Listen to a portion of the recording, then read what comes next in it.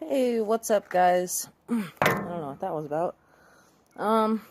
Thanks for checking out my channel again. If you guys are new, hi, my name is Angel. I'm 20 years old and I'm diagnosed with schizophrenia. I wanted to talk about medications this time because, I think it's more connected with, my diagnosis. I'm definitely going to do the hygiene video still, but I'm probably going to do that in my next video. There was birds fighting in this tree. Anyways, yeah, like I said, I wanted to talk about the medications. So, I think I'll start off with, let's see. We'll start off with the Seroquel, because that's actually what I'm currently taking right now. Oh my god. Bye, bird. Yeah, but I want to talk about the Seroquel. Because like I told you guys last time, it's the only medication that I have left. So, I've been taking that to help me sleep.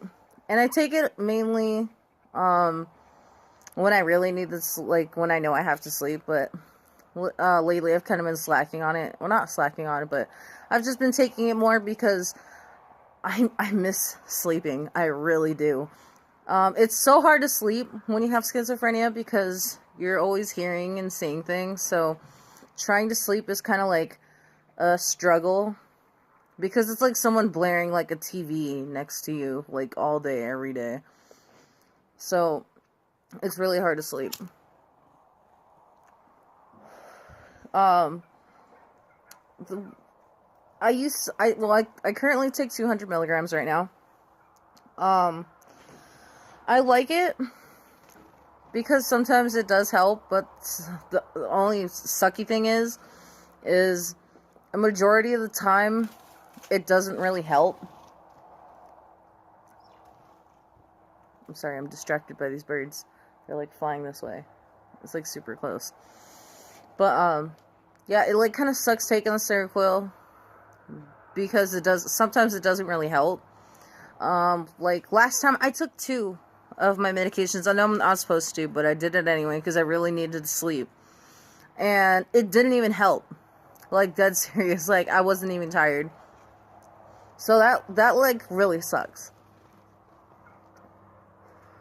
Sometimes it will work, and when it does, what really sucks is you get it's not even like tired, you're drained.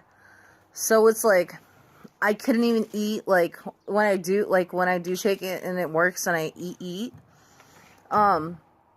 It sucks because basically I'll eat, but I'll be so tired I won't even want to eat, like, because it's like just the act of chewing is exhausting. And sometimes it's not even that. Like last time I made like cream of wheat, and you don't even have to chew with that shit. It only takes like 2 minutes to make it, but I was so tired that I wanted to lay on the floor, and it was just like I just didn't want to deal with it. And when I did eat it, I ate like half of it and I couldn't even finish it. Sorry, I have Kool-Aid tongue. I had some Kool-Aid. But yeah, it like sucked because I couldn't even finish it. I was just so tired. And I like got really hot all of a sudden, like I had a fever. And I just had to lay down. I turned off all the lights and I laid down and I was out in like half an hour. So yeah, it really kind of sucks to do that. Especially because like, I'll be hungry throughout when I take it.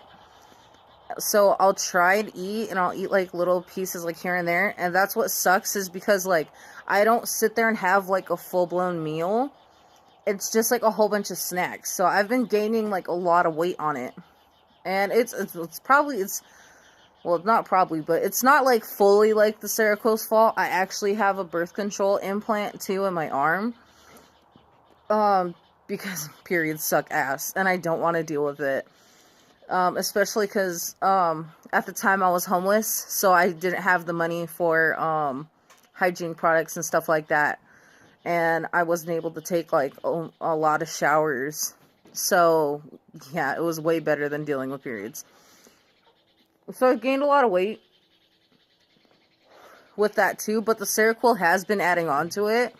So when I do eat, like, I basically, like, I'm a big girl. I'm pretty big. I weigh 250 pounds. So, that's kind of heavy for someone who's only, like, 5'4".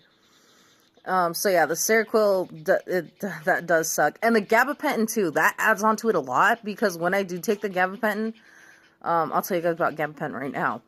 I take it for anxiety. I started off at 100 milligrams, and then I went to a mental hospital, and they not turned it up, but they basically started giving me 200 milligrams, and then 300 milligrams. And by the time I was already there, it had been like 2 weeks. So we finally decided to just double it up, and I started taking 600 milligrams 3 times a day. And I was there for like a week after that, and they decided, like, that's fine. So they let me out and stuff like that with my medications. So after that, I was taking the gabapentin, but I suck at taking my medications because I forget a lot. And sometimes I'll be places and I won't have my medication with me, because usually I do have it with me. I take it in my backpack. But sometimes I'll be like, I'll put my backpack in my car. If for those of you wondering, I don't drive. I usually have other people drive me. I can't drive because seeing things and hearing things, it really, fucks with, my ability to concentrate. And I'm scared to crash.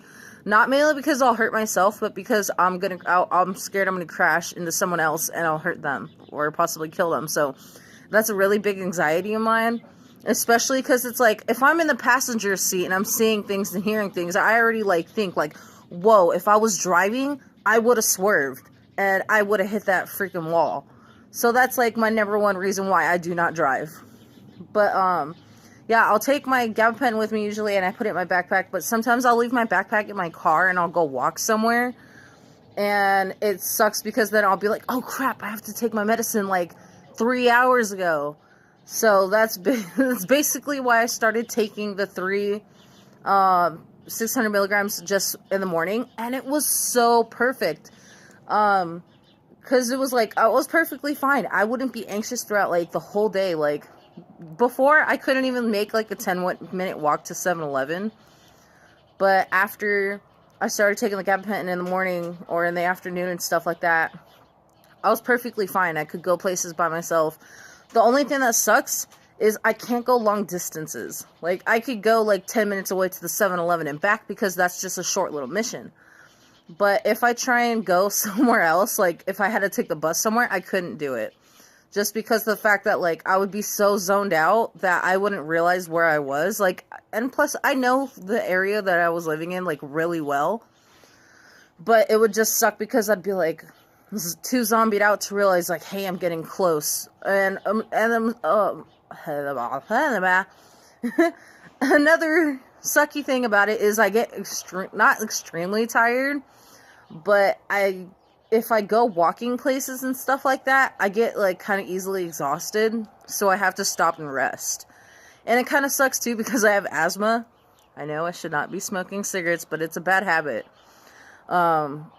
Because of my anxiety, I smoke a lot.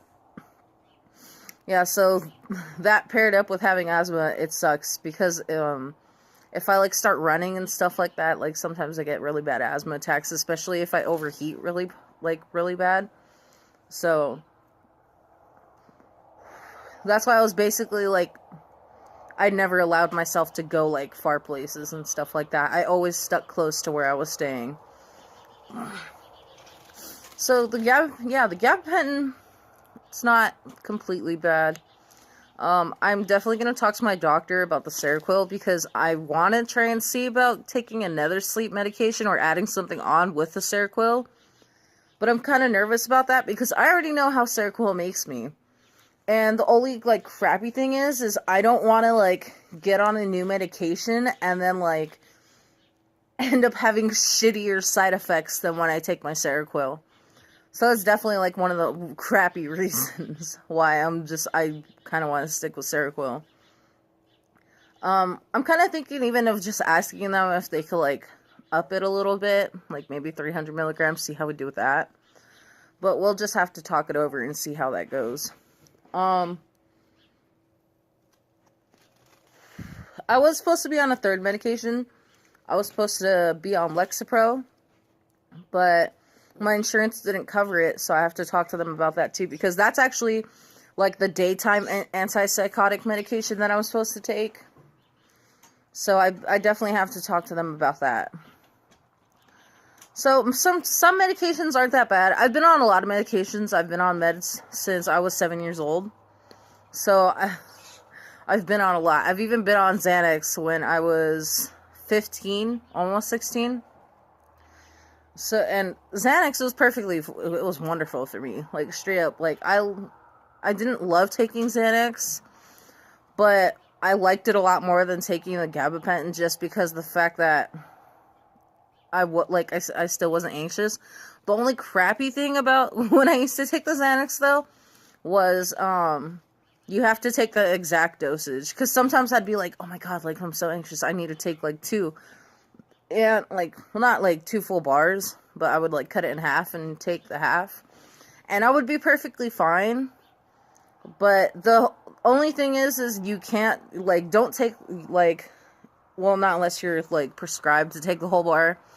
But I wouldn't suggest taking the whole bar, because when, there was one time I had a really bad anxiety attack and I took the full bar, because I was too shaky to concentrate and cut it in half. And I wasn't anxious, but I couldn't recall that whole day. Like, bits and pieces were missing, like, chunks of it. So that's technically, like, why I don't really like taking, like, the full bar. But yeah, like, it was okay. The Xanax is fine, or whatever. And I would probably try and talk to them about it, but the thing is my last doctor that I had talked to them about it, they didn't want to give me the Xanax because they were like, oh, it's a highly addictive medication. And I was like, I already know, I took it before. But they're kind of iffy about it or whatever, so they don't really want to give me the Xanax anymore, and that's why they stuck me on the gabapentin. And I'm not complaining about it, like, gabapentin's fine. But it just sucks because I don't really care about my own well-being. Like, it sucks because, like, I wouldn't look across the street. Like, if someone, would have tried to fight me or something like that, I probably would have fought them. Like, because there was a situation where someone tried to fight me before when I was on gabapentin, and I almost fought with them until I realized, I was like, dude, like, it wasn't even me realizing. It was actually a friend, like, telling me, like, they were like, hey, you could go to jail for that because you're an adult now.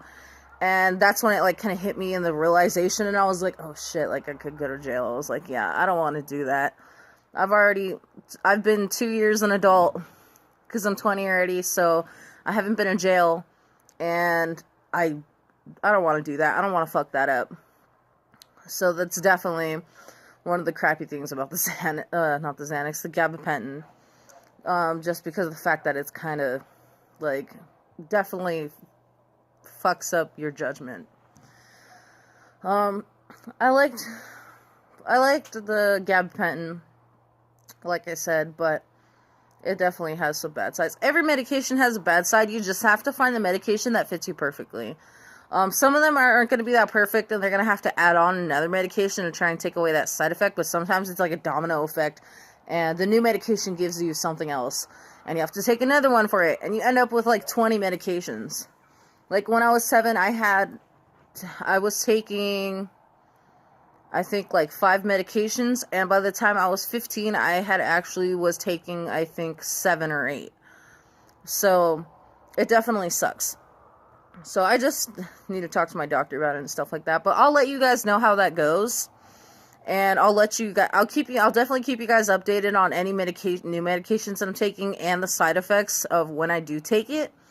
So, there'll definitely be more medication videos up in the future. Yeah, I think that's basically it for now. For the medications part, I guess. My next video, like I said, is going to be about hygiene. But, if you guys have any questions and stuff like that, go ahead and leave them in the comments, or, message me on Facebook or Snapchat, or Instagram. Like always, I will leave those, in the description for you guys. But yeah, just let me know Any questions you have, if any concerns, if you're taking any medications like I am and stuff like that, or if you're new to taking medications. So yeah, go ahead and leave me a thumbs up. Subscribe to me if you want to. I would greatly appreciate it. And I will talk to you guys next time. Yeah. Bye.